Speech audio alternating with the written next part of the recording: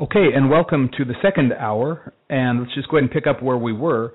John, you were saying that the truth movement, with the inside job narration that's embedded in it, with its so-called experts, is kind of putting the blame on a particular party, which in this case is the United States government.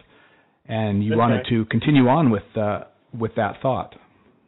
Yes, what I'm proposing, and I hope in the course of the next 10 or 15 minutes to give not an irrefutable proof of what I'm saying, but to give a plausible and solid basis for consideration. What I'm proposing is that the inside job mantra is part of the psyops. It's part of what's confusing us and dividing us.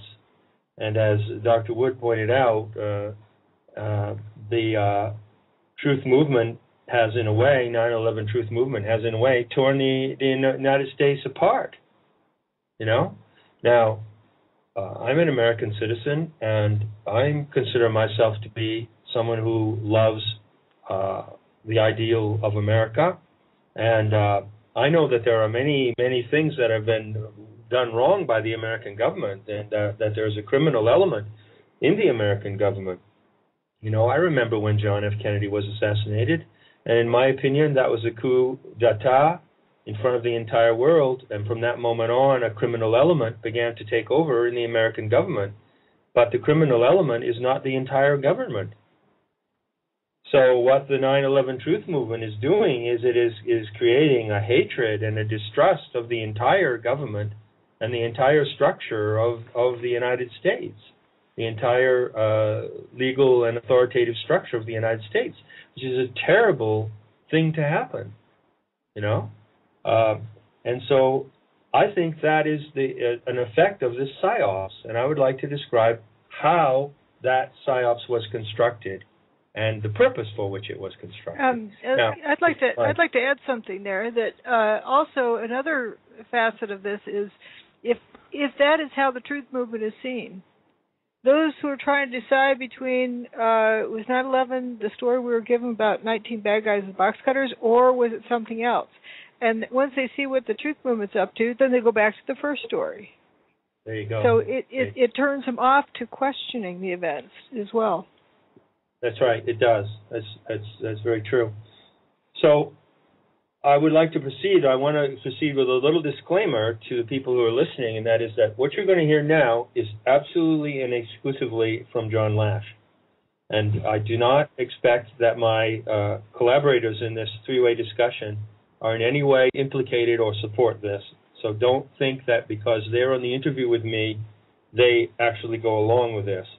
But remember that allow us to support you on it if we agree with it as well, John. If you, that's fine. But please don't, listeners, please don't assume that Dr. Wood or Thomas Malone are behind me on this, because I've never said this ever in public before. I'm going to give it a try.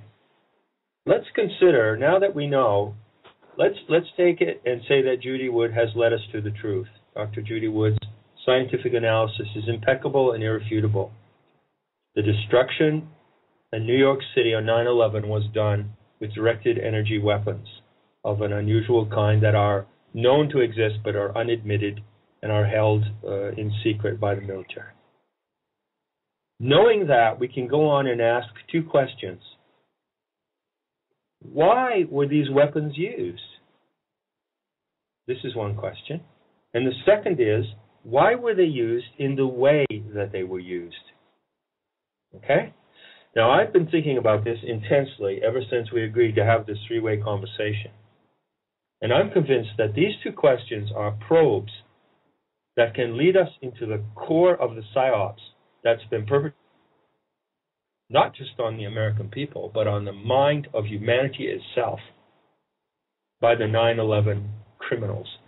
This can lead us to it. Now, let's look first at why they were used. In order to explore that question, I would just take a minute and ask you all to take a few steps back and consider something that we've learned in the last 10 years. And this is not speculation, folks. This is intensely documented research. We have learned that a certain element within the American government called the neocons, consisting of advisors to the presidency and the military had a plan to create a Pearl Harbor type of event. And we know from the Project for a New American Century and other documents that have been written by the neocons that they look forward to staging some massive event that would be a false flag event. And that this false flag event would be committed in the United States of America, would be blamed on a foreign country, and would give the imperialistic neocon program the green light to go ahead and do what it subsequently did, which is invade Iraq, invade Afghanistan, and pursue an imperialistic power game over across the world. Now, I use this term false flag operation. How many of us actually heard about that term before September 2001? Well, I was aware of the term, but I wasn't aware of it on the scale, obviously, that I was after that. I don't know about you, Dr. Wood, but I'm not even sure if I heard about that term before September 2001. False flag operation. I didn't hear about it, and I guess because of the people I hang with. Because of what? The people I hang with, scientists and engineers and so forth, people who need to see it to believe it. Right. But actually, that term now, and the whole world knows that term. As a matter of fact, we could say that one of the great features of the mass education that we've undergone since 2001 has been, we know now what false flag operations are, don't we? Mm-hmm. And we can cite them in history, like Hitler's burning of the Reichstag, like the Gulf of Tonkin event. We know that there are many admitted false flag operations used by the American military and the American government for over a century. We know this now. Gore Vidal wrote a book in which he listed the astonishing number of false flag operations that the United States government or a certain faction in the government has used.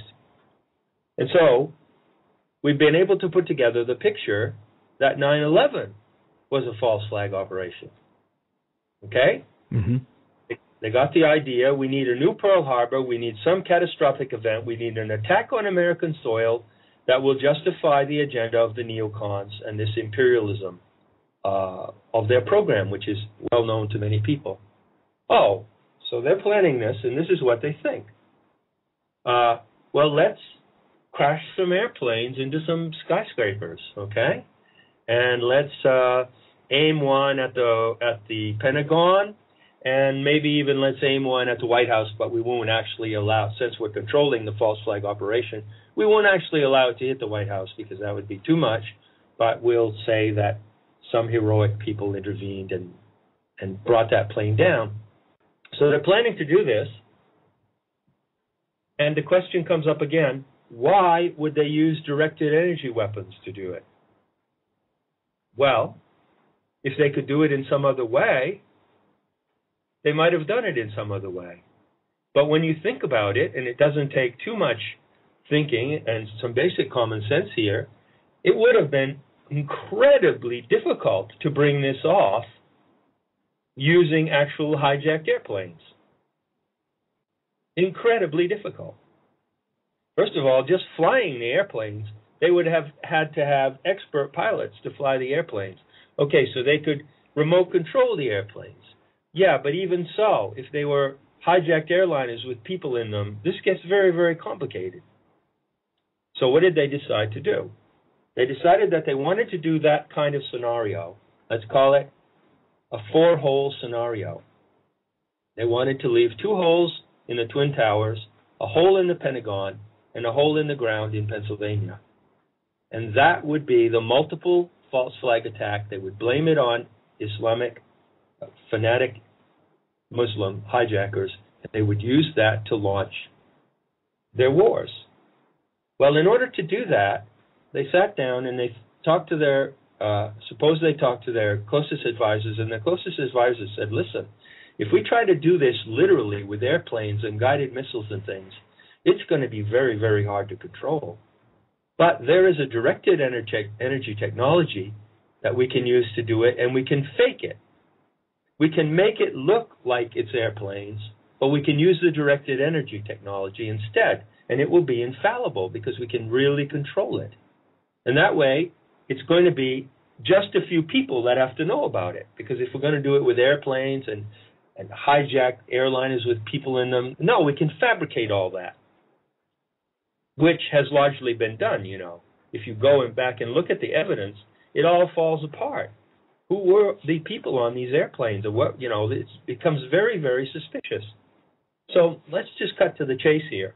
They decided that they would use directed energy weapons, which could be in the possession of the American military or could be in the possession of certain allies or alleged allies to the American military.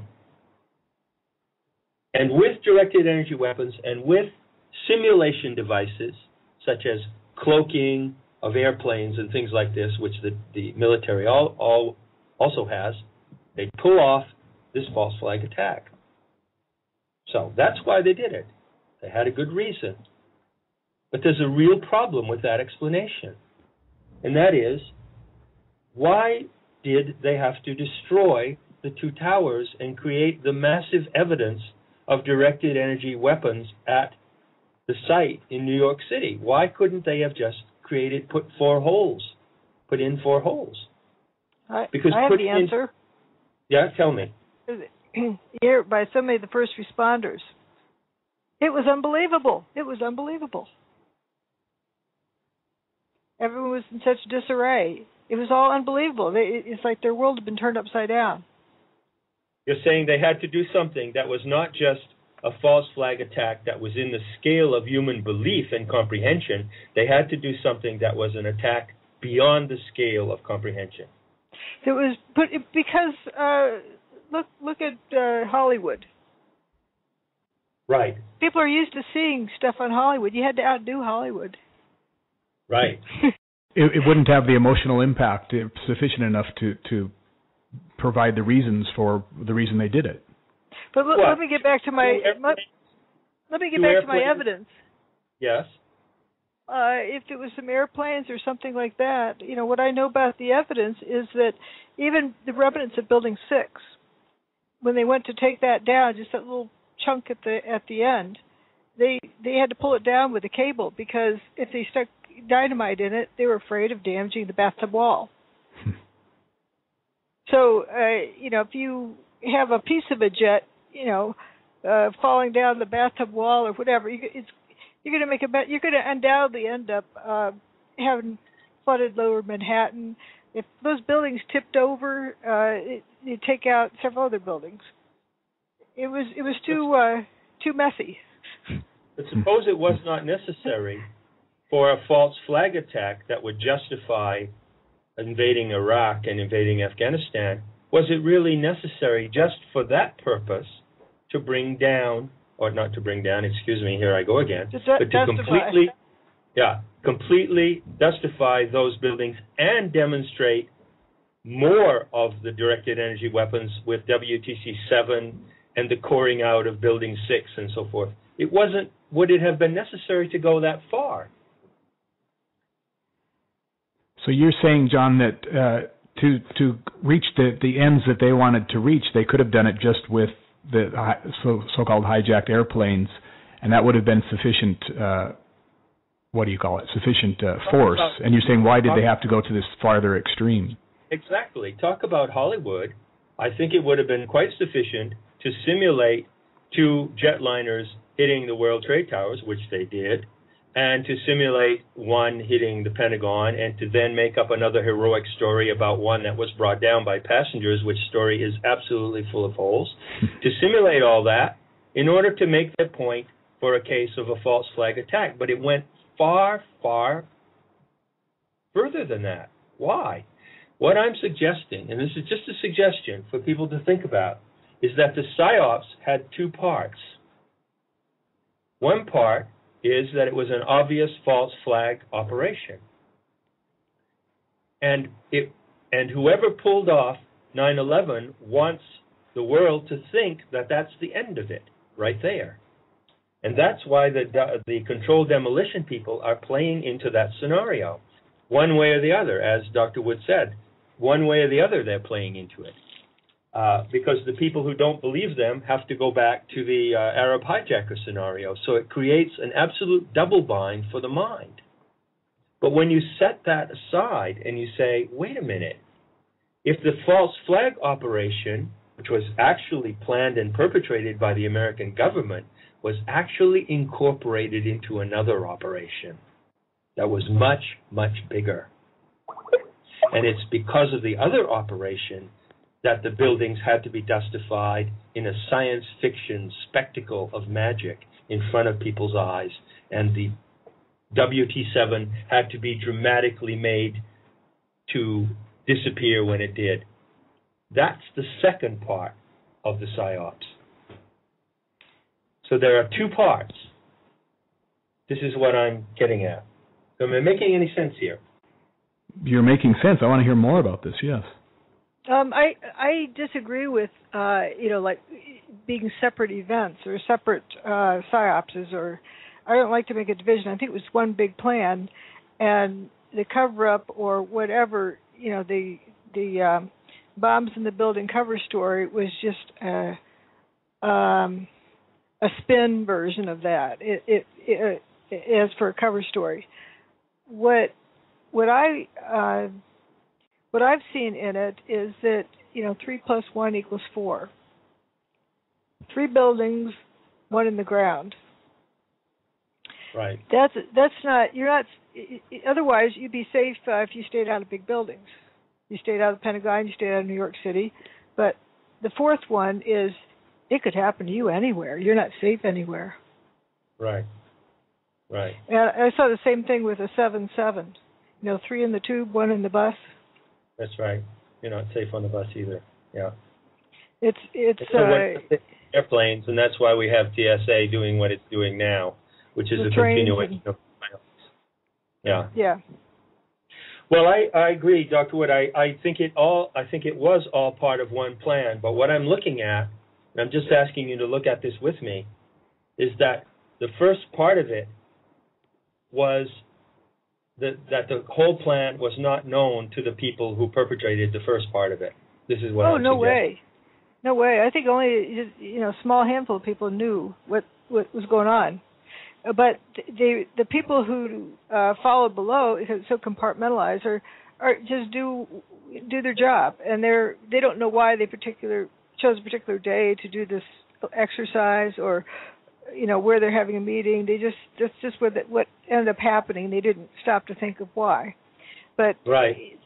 Things get done a certain way, and you don't know why you have a certain opinion at the end of the day. Well, I think that things get done a certain way. In this case, that 9/11 got done a certain way because the people who did it want absolutely to conceal who they are. They absolutely want to conceal who they are. And what I'm saying is that if we deconstruct the way the PSYOPs was laid down, we may be able to figure out who they are. And I am looking at this now very, very closely in terms of the narrative that was fed to us and the way the PSYOPs was planted in our minds as to how it was exactly seeing how it was constructed. And I think that at this 10th anniversary of 9/11, this is the thing to be doing. Because let's face it, I mean, people have been talking about a false flag attack. 9/11 was an inside job. 9/11 was a false flag attack. And unfortunately, the people who are saying that are still inside the PSYOPs. They're inside it. They're speaking from inside it.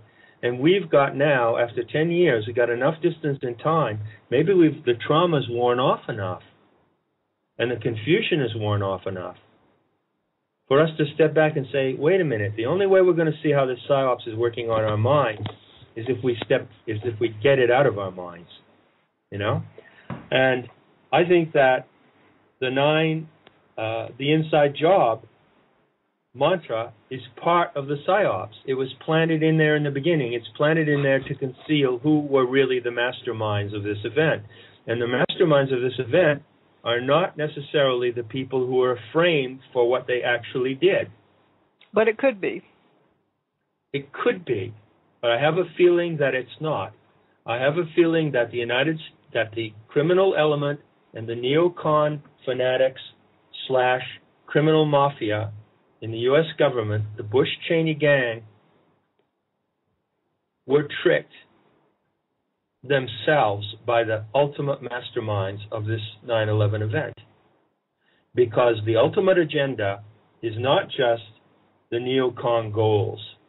What if the ultimate agenda is not just the neocon goals? What if the ultimate agenda is something much, much wider, perpetrated and orchestrated from a different location?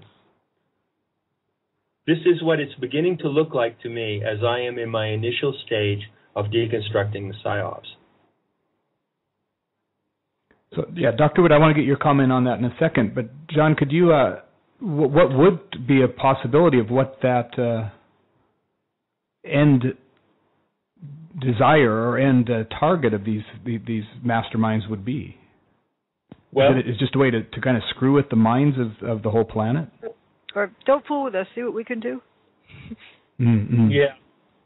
Oh, what is the end objective of the masterminds of 9/11? Right. To destroy humanity as such, and because they don't believe that they are a part of it. Now, who would that be? Can you think of anyone who openly states that they're not a part of humanity? Well, anyway, put that on the fridge to think about in the morning. But their goal would be to openly destroy humanity and take possession of the planet as if it had been given to them by a divine mandate. Now, who would want to do that? I'm not saying who, but I'm just saying that that's how big the agenda is behind 9/11, as far as I can tell from my mythological and historical analysis.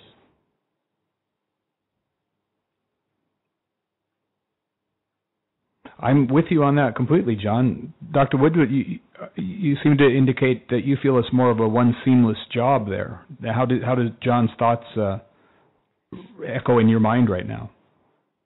Well, I guess I'm not trying to go to who did it that easy, because I fear that is an escape as well. That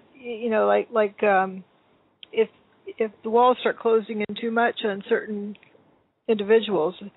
Oh, we didn't do it. See, E.T. did it. Right. The devil made you do it.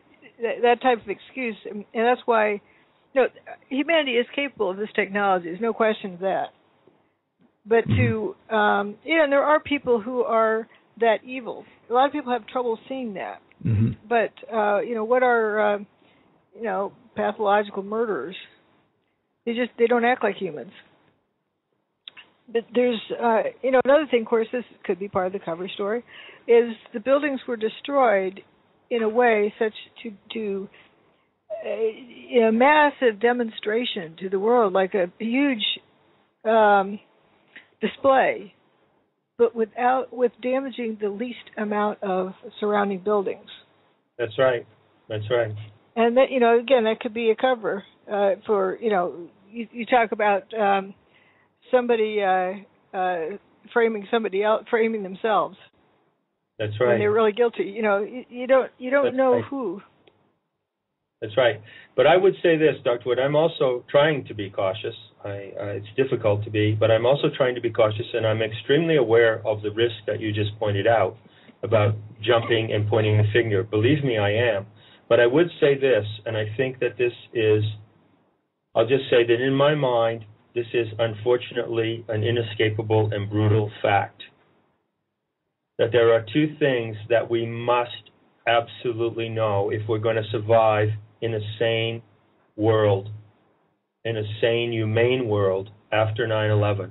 One is we must know how to use that technology that was demonstrated for good. And the second is we must know who uses it for evil. We must know. It is in the nature of the human animal. Is it in the nature of the human species? There have been stories of people who say, a guy came home from work in California in 1974 and found his whole family murdered, in his home, right? And he spent the rest of his life to find out who did that.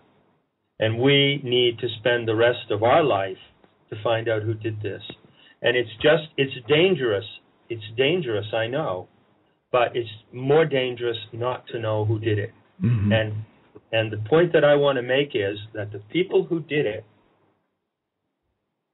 are using everything they've got to conceal themselves, because their power lies largely in secrecy and deceit.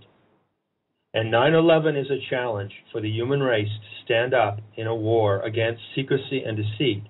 And so that is the challenge presented by 9/11, and I'm trying to address it in my way now by introducing a kind of very flawed deconstruction of how the PSYOPs was set up. Because the event was set up in such a way that every subsequent aspect of it would conceal who they are. And bringing them out of concealment is going to be more than half the battle. I guess where I'm coming from on this is that it's sort of like by decriminalizing it, you can find more information. It's sort of that approach, in that if you're into revenge and looking to get somebody from revenge, they're going to keep covered up even more. Mm-hmm. But if you instead focus on the good, focus on developing this free energy, you might get somebody stepping out of the closet more. Or somebody said, well, somebody talked me into operating this gizmo this day. Does this gizmo have anything to do with what happened? That you might get that happening. This is true. And again, I totally concur with you on that caution. And I wish that I could simply come down on the side of the positive side. But the fact is, first of all, I'm not talking about going for these people for vengeance. I'm just talking about knowing who they are. Once it's known who they are, then we'll see how the vengeance scenario plays out. But vengeance is inevitable in the human equation. Mm-hmm. Vengeance is inevitable. It's not a good motive, but sometimes it is the just and proper response when the full truth of the situation is known. So revenge might not, it doesn't really solve the problem. No, I didn't say revenge. I said vengeance. Oh. No, it doesn't solve the problem. But if the perpetrators it's to isolate it.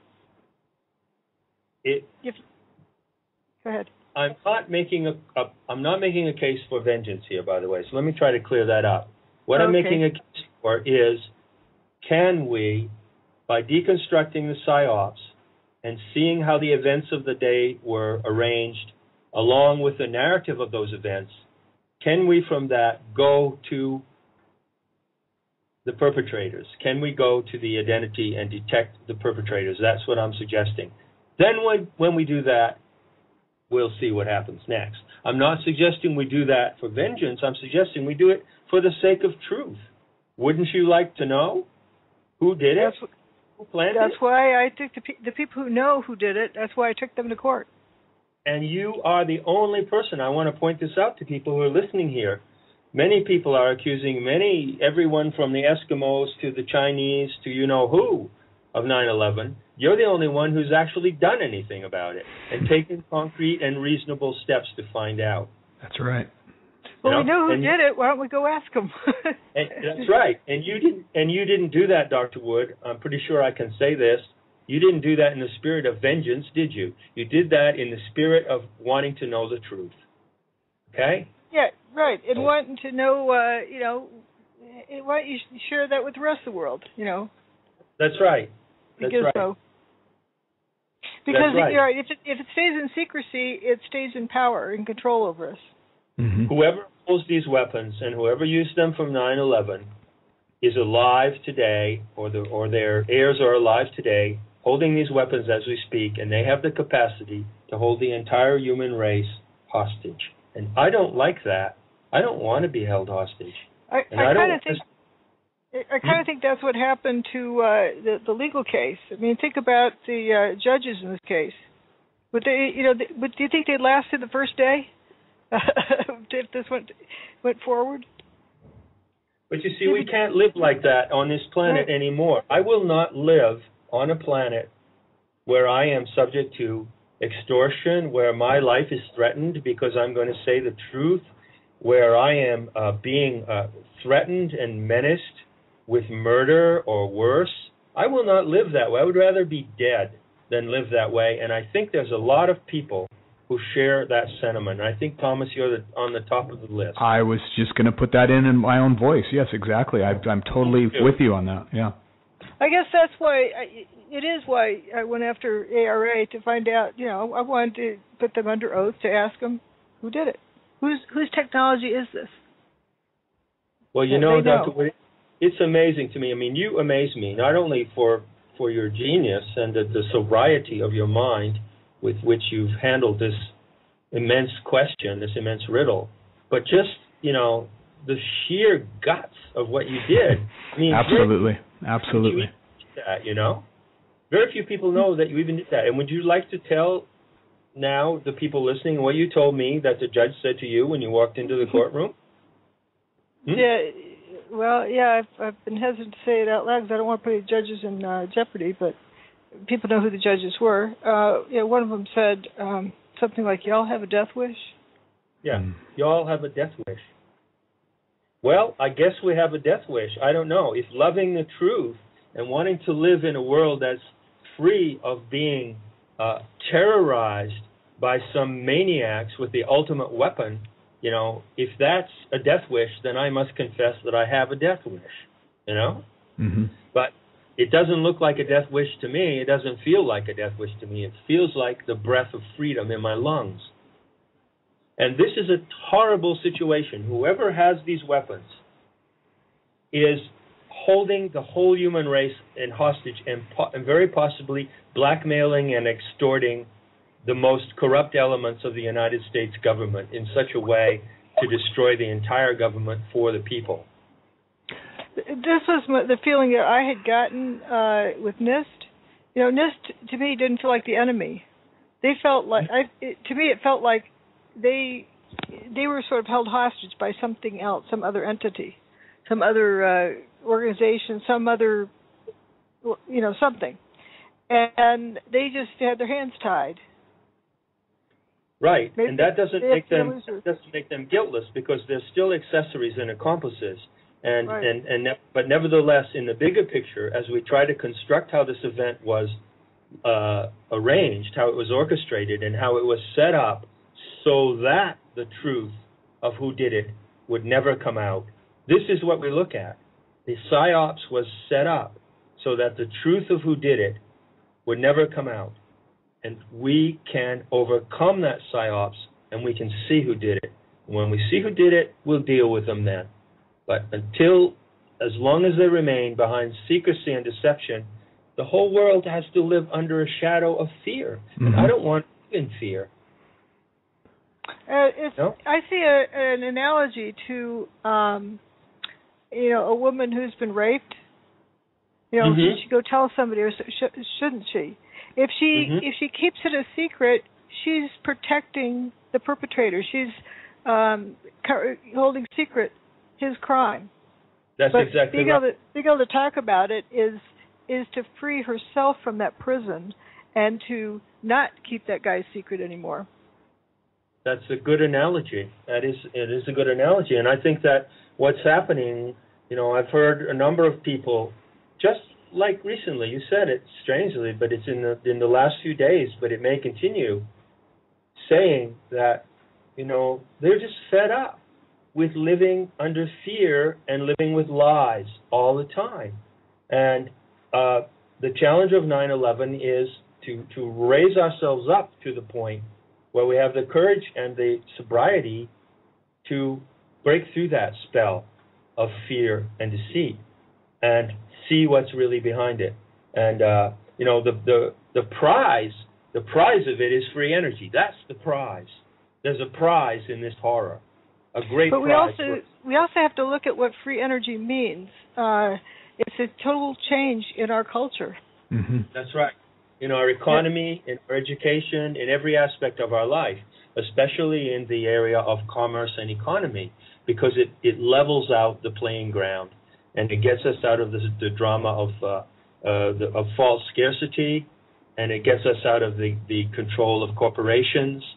It gives countries the ability to claim back their sovereignty, completely changes the game all across the planetary social network.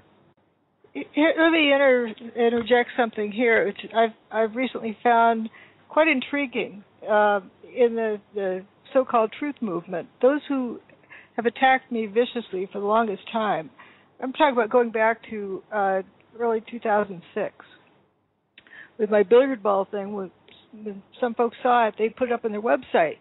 They thought, here's concrete evidence that can wake people up about, the timing issue. And then right after that, they get an email from someone saying, you're going to discredit yourself because Judy Wood's been debunked. That's just nonsense. She's totally unscientific. And the person would quick take it down. This would happen one side after another. And I didn't know who was doing this, and I later came to know. And there's a few other henchmen like this in the top ranks of the truther movement. Come to find out, these people, yes, they have PhDs. You wouldn't believe what their PhDs are in. An awful lot of them in chemistry, in chemical engineering, or degrees. One of them has a bachelor's degree in chemical engineering and then a law degree, but quite a few of them have PhDs in chemistry. Petroleum. There you go. Petroleum, and they're in the petroleum industry. That's right. That's an interesting coincidence. It really is. So if there were free energy devices available and each country could develop their own in their own way, suitable to their own natural resources and their needs, then the master game that uses oil and that is very closely related to wars, wars for oil, that uses oil as a form of control would collapse in a moment. You see, the whole game would collapse, and so anyone who has a dog in that race is going to be likely, if they put their selfish concerns to the forefront, is going to be likely to do treacherous things in order to keep that game going. One of the terrible things that I reflect on a lot is that even when we discover, and I'm getting a feeling that the moment is due, who actually perpetrated this and how they did it and why, and 9/11. That's only the tip of the iceberg. It's going to take... Maybe those covering it up are a good indication. Yeah. That doesn't necessarily show the connection to who did it. Right. Because different people benefit. Like those who did the looting in New Orleans, didn't necessarily fabricate this hurricane, mm-hmm. right? Mm-hmm. Right. But still, they're covering it up for a reason, and that is a crime in itself. That's right. The crime of the cover-up is almost equal to the crime of the horror that was perpetrated, and it's going to take generations to sort out who the accessories were, and the accessories and the accomplices are many. But the key thing is, who was command and control of this event? Who gave the orders? Who set up the devices? Who has the devices right now as we speak? This is something that humanity has a right to know. And every single person who wants to live on this planet in a free and happy way can benefit when we know that. We can only know that by deconstructing the psyops that they've embedded into our minds. Mm-hmm. Once we're free of the psyops, once we're liberated of the psyops that they planted in our minds, it will be obvious who did it. This is my view. Can I work in something here that ties into the part of the psyops? Is where does the $2.3 trillion that was reported missing the day before 9/11 tie into this? Yeah, well... Is it real? Is it a story or is it real? Yeah, that's the first question to ask, yeah. Yeah. Well, let's say that it's real. Let's just assume that it's real. Then let's say it was a payoff. To pay off the start of the truth movement? I'm sorry, I just couldn't help that. Well, it could be a payoff, a blackmail payoff, but they did it anyway. Yeah, it's a payoff. Every crime, these are crimes like mafia crimes. Go back and watch a few good mafia films and look at the way that they do things. There's always a payoff at the beginning of a big event, a big crime, because everybody involved has to get paid off, and then of course they go around afterwards and kill a number of them off because they don't trust anyone in their own ranks. But it would not be at all implausible that there would be a massive payoff attached to a blackmail operation attached to this event. Mm-hmm. And I want to introduce to people's minds now who are trying to understand 9/11 the concept that it involved a blackmail event. But the people who were blackmailed, namely the Bush-Cheney gang, actually did what they were blackmailed for. So it's a very strange twist. But there was a lot more to the bargain than they expected, you see. Let's say they made a bargain with the devil. Mm-hmm. And the devil said, okay, I'll do this for you. I'll give you the technology, and since we handle security very well, because that's our specialty, we'll make sure that nobody knows what's going on, because we'll lie and deceive, and we'll turn off all the cameras, and we'll make sure it works as long as you pay us off big money. And that was the deal that was cut. And then the diabolic people who did this went way, way beyond what was necessary for a false flag attack, because they have another agenda which uses the United States as an instrument of their ultimate objectives. Now, what if that's how it's set up? I can find no fault with that scenario in my mind right now. I tend to think it was this was the game plan from the start. And by the way, I'm not trying to get the criminal elements in the American government who were complicit in 9/11 off the hook. Please don't read it in that way. I'm just saying that they are guilty as perpetrators, but they were in the game of bigger perpetrators. But I have a feeling there's a lot of people who, like NIST, they weren't necessarily doing it, but they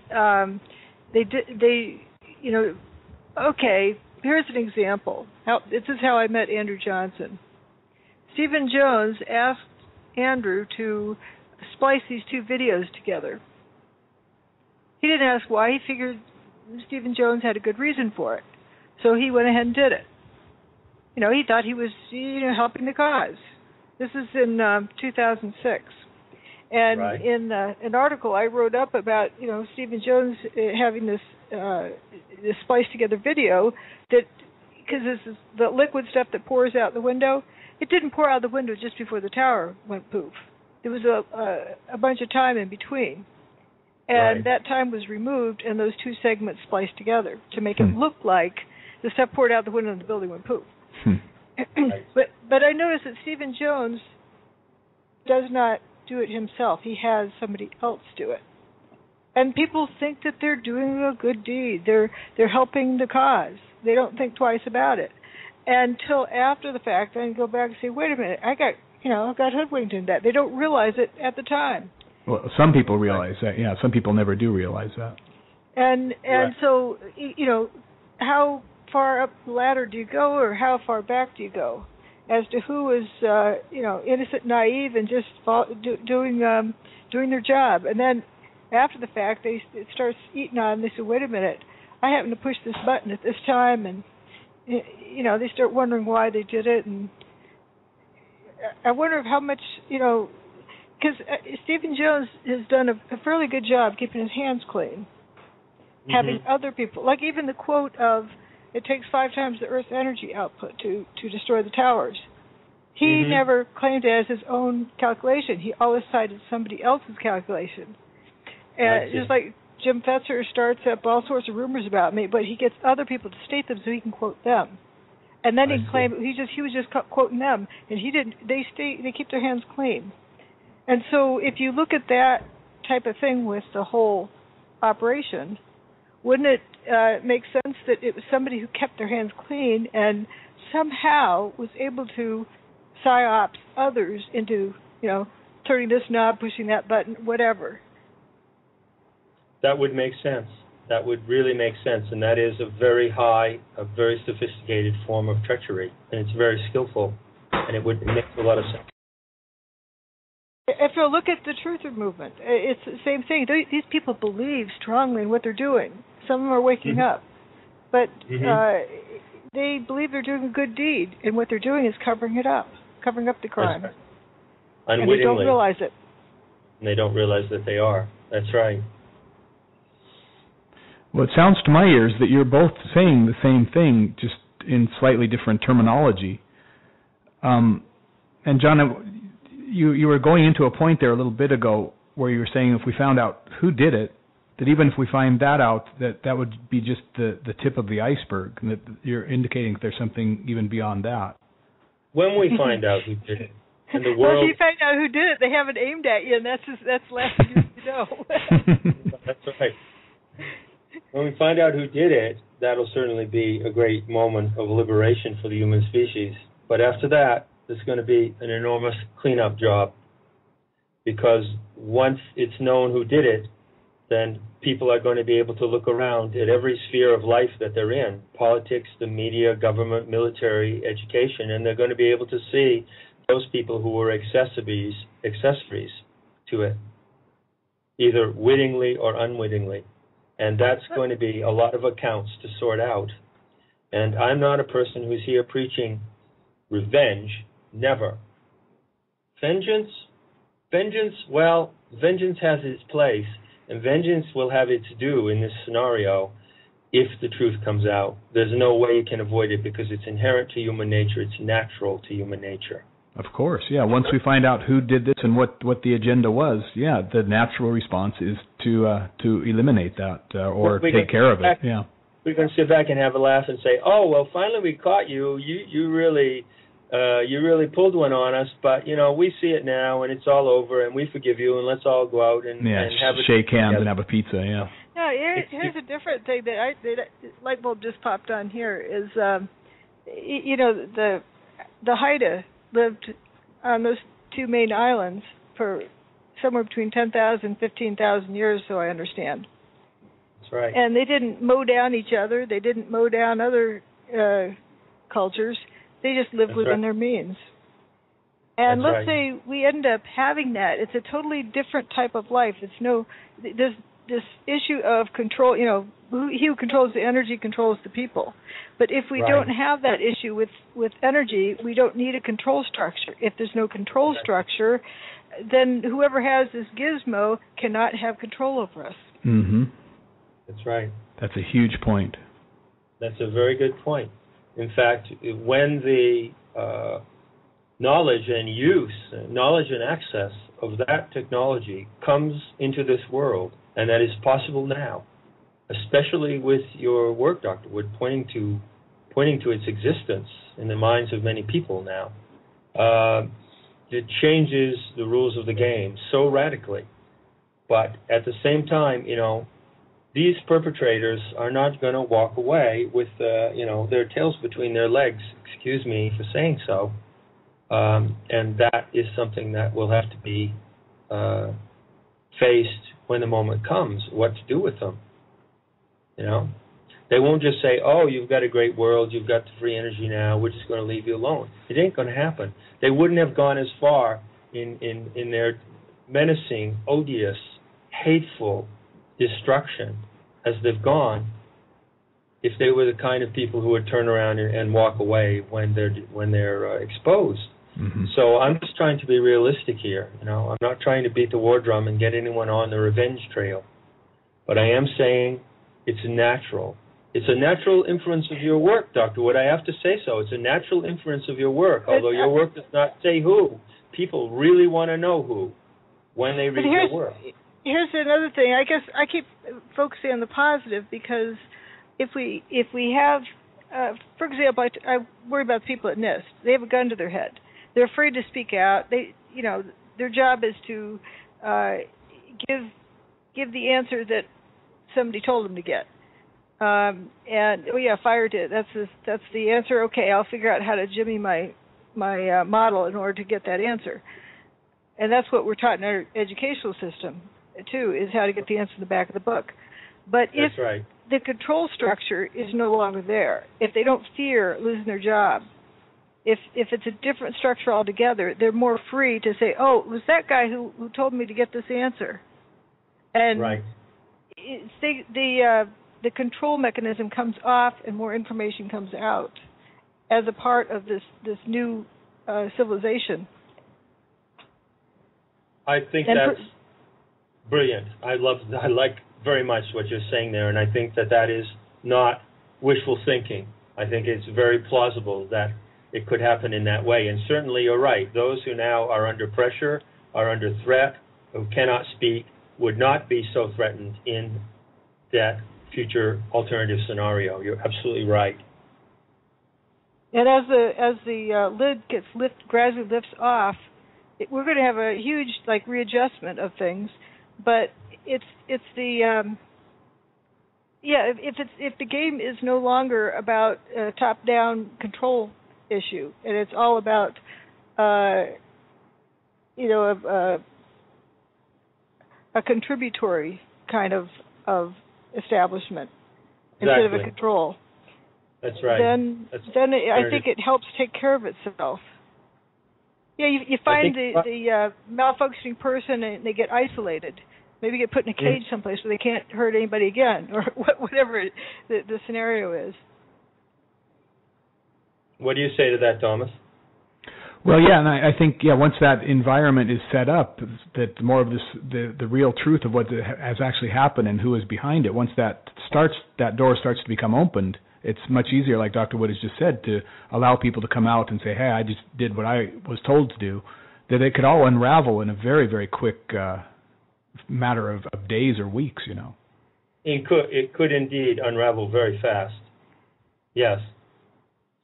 So that's the threshold where we stand, really. I mean, we look. To me, the 9/11 is really a threshold, and we stand on that threshold and we look at what lies beyond it. Both the positive and the negative, if you want to call it negative. Living in fear and running for cover and giving up more freedoms, it's like giving up your life. It is, really. Mm-hmm. You don't get it back. No, you don't get it back. You don't get it back. The truth will set you free. Absolutely. This is what has been said. The truth will set you free.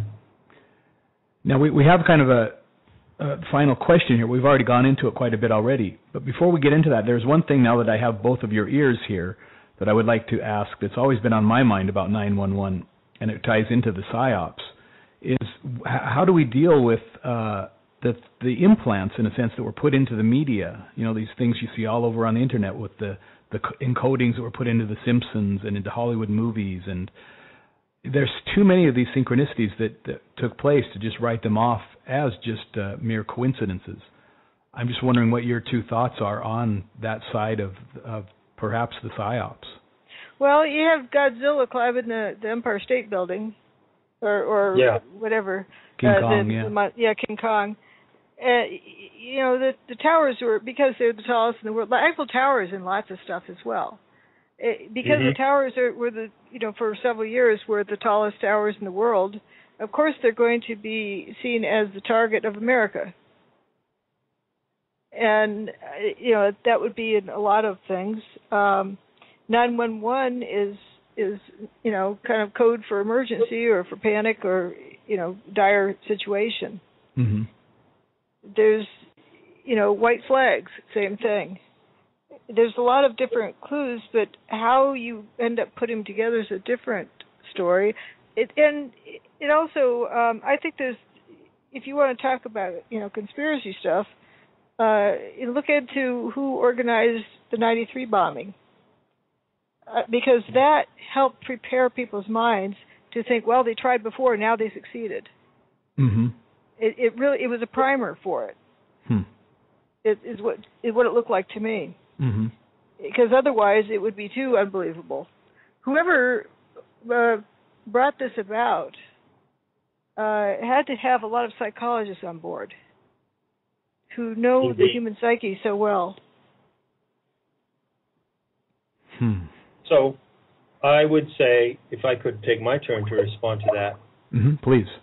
It's a really daunting and troubling question. All of these coincidences, associations, illusions in the media, illusions in films, predictive scenes in films, in music, and everything you can imagine. Very, very troubling. One thing I would warn about is that if you start going to investigate them, you can really go out of your mind trying to figure them out. And they, in a sense, become a part of the derangement, the general derangement of the human psyche that has been produced due to the impact of this horrific event. I would say this question came up also with Heinrich on the last interview I did on Red Ice Creations. He said, how can it be that there are all these extraordinary coincidences, and it seems like this trail of clues has been laid in so many ways? I would just say this, I don't have an answer to that, a definitive answer, but the human psyche, the collective human psyche, is like an echo chamber. And it operates through subliminal cueing devices. This is actually how the human psyche works. And so if you suggest a cue into the human psyche, even intentionally or non-intentionally, the whole structure of the psyche will begin to resonate with that cue in one way or another. So we must be aware of the way the human psyche works, but at the same time, not be swamped and confused by its workings. You see? So we'll only know who was complicit in 9/11 when we know who did it and how they did it in terms of arranging the events of that day. Then we will begin to know, one person at a time, who in the media was complicit. As you say, Thomas, the whole thing will unravel. The whole ball, twisted, tangled ball will unravel. And then it will become known. The truth will set us free, and we will know who were the actual accessories. And I have to say, I'm not one of those, and I sure wouldn't want to be one in what's coming in the future if the truth is known.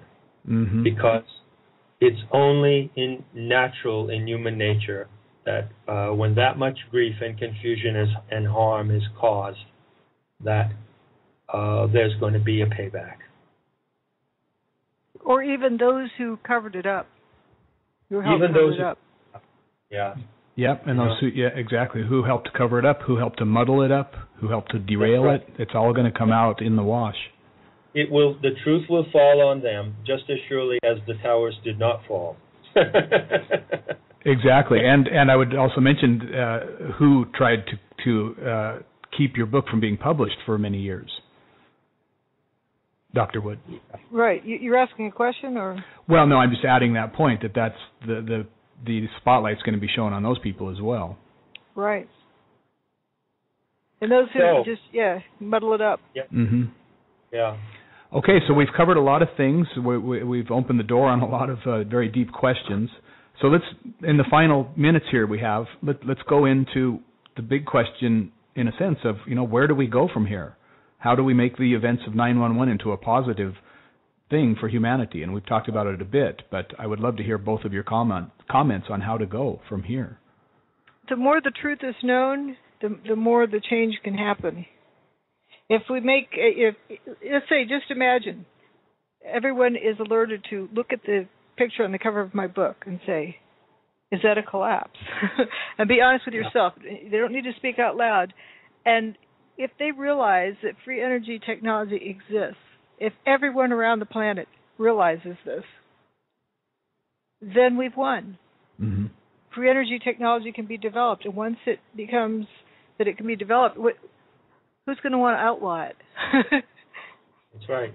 People want to control, and so if we figure out how to just live life with that in a very complementary way with each other, and look at the Haida, live like that, where we learn to, we learn about life. We we observe how birds migrate south for the winter, and why do they do that? And we can look at how flowers grow. So many different things we can explore and look into instead of running on a treadmill that goes faster and faster and faster, because that's really not living. Mm-hmm. Yeah, look at the Haida and look at the Japanese as well, I would add, from my perspective. Yes, and many indigenous peoples around the world who have lived in the same way, in human scale, who have lived, as Dr. Wood says, complementary to nature and complementary to each other. We can live that way. I use the term divine experiment. It's kind of a grandiose term, but what I really mean is learn from nature, observe from each other, learn together, discover the secrets of nature, draw upon her bounty, and be of mutual aid to each other, enjoy each other, and get along and have a good time. This is what we all want to do. And there are some people who don't want to do that. So they have created this problem, and they have hijacked this technology for destruction. This culture. Sorry. Yeah. Oh, go ahead. So this culture that we have too, it's as I often say, there's two kinds of people. There's the live and let live, and then there's the kill or be killed. Right. Yeah. And they don't mix well. No, they don't. And the kill or be killed type tends to take over, and that's what's kind of happened. But if we go back to the live and let live type, then we get to live. We get to experience life. This other, a treadmill, I call it, that we're on. People are so busy working to pay for their house, to pay for their car, to be able to drive to work, to pay for the house, and pay for round, round, round. When do they ever get to go out and look at the trees? That's right. Look at a turtle, walking around in the leaves. Talk to a turtle. Yeah. And see, look at two cats and how they interact and how That's they right. really do communicate. How do they communicate? They know what the other one's thinking. If you have a cat and when you've been feeling sad, they'll come up and lick your hair or something. They know. Right. How do they know? To be able to wonder about those kind of things. But otherwise, you're just too busy, working to buy the house, to buy the car, to work, to round and round. That's not living. No. I think that the discovery of free energy is not just the discovery of a technology, but it's really the owning of a part of our consciousness that we've lost, which is a primordial and innocent and pristine part of our consciousness. And we reclaim back that part of our own minds through the recognition of this technology. It has a psychic and spiritual component, if you will, as well as a technological component. And so that is the opportunity. 9/11 is a fantastic opportunity. If anything changes, if the tide changes, that's how it would change, in my view. It would change toward a great flow toward that opportunity. I think that's excellent. Exactly. As we're not really living now. No. And we can use this to get back to living life, experiencing life. As I say about life is a set of experiences. And if you haven't had many experiences other than, the treadmill, that's not much life. Absolutely. I think what you two have laid out for us today is a very big step in getting back to that kind of a lifestyle, maybe one that we actually haven't had for thousands of years, if we've ever had it at all. And in closing here, I would like to, on a very practical level, point people who are not up to speed on these two points to get Dr. Wood's book, Where Did the Towers Go?, and to listen to the audio that John made last week called The Challenge to the Crop Circle Wizards. These are two things that you can use to arm yourself with information and with inspiration.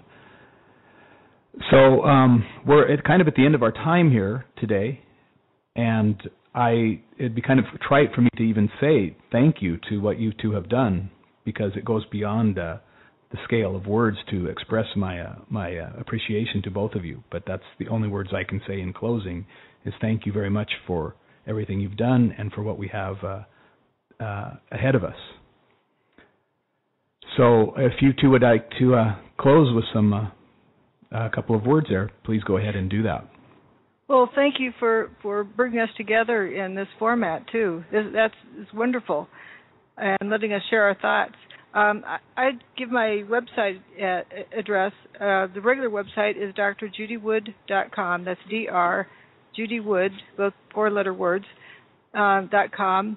And the book site is wheredidthetowers.go.com. No spaces, just wheredidthetowers.go.com.